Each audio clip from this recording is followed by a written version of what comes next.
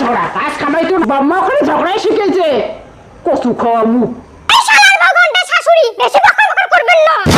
তোমারে কচু খাওয়া মুখ দেশে কচু খাওয়া নয় বুনিও কচু খাওয়া মুখ তোমার বকর বকর আমি করতেছি বেটা আসুক।